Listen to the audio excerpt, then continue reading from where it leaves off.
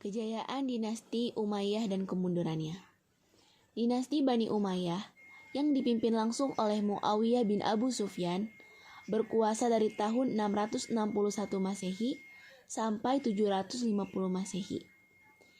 Sebelum mengalami masa kemunduran, dengan melemahnya sistem politik dan kekuasaan karena banyak persoalan yang dihadapi para penguasa dinasti ini.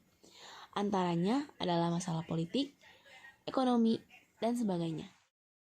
Setelah dinasti Umayyah runtuh pada tahun 750 Masehi, lalu Al-Abbas yang bergelar As-Safah menduduki kursi khalifah.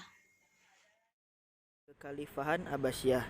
Kekhalifahan Abbasiyah atau Daulah Abbasiyah adalah kekhalifahan Islam yang memerintah antara 750 sampai 1258 Masehi. Pendiri Daulah Abbasiyah adalah Abdul Abbas As-Safah, keturunan paman Nabi Muhammad. Padahal kekhalifahan Abbasiyah juga sering disebut juga sebagai momen kejayaan Islam. Zaman kejayaan Islam. Pada tahun 750 Masehi sampai 1258 Masehi, Islam memiliki masa kejayaan ketika para filsuf, ilmuwan, dan insinyur dari dunia Islam menghasilkan banyak kontribusi terhadap perkembangan teknologi dan kebudayaan.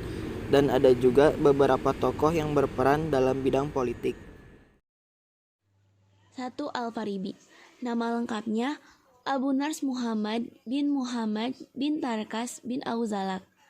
Karya-karya yang terkait dengan ilmu politik ialah As-Siyasah Al-Madaniyah dan Ara Al-Madinah Al-Fadilah.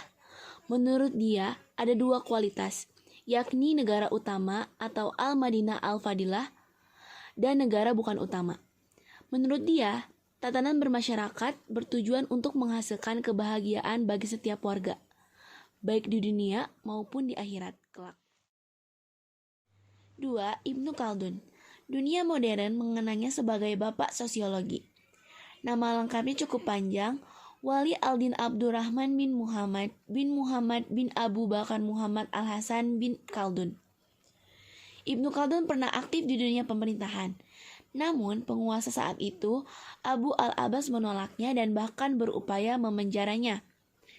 Ibnu Khaldun pun hijrah ke Spanyol melalui Maroko. Pada saat inilah, dia menulis kitab besar Al-Ibar. Kitab itu terdiri atas 6 jilid dan dibuka dengan pendahuluan berjudul Muqaddimah. Terkait persoalan politik kenegaraan, dia berpendapat agama adalah faktor penting yang dapat menyatukan berbagai perbedaan di dalam masyarakat. Agama pun mesti menjadi penggerak solidaritas sosial. Dia juga mengajukan tesis tentang 5 fase perkembangan negara, yakni sejak awal kebangkitan hingga kehancuran. Patut diduga, pemikirannya ini tak lepas dari pengalamannya di buru rezim yang otoritatif.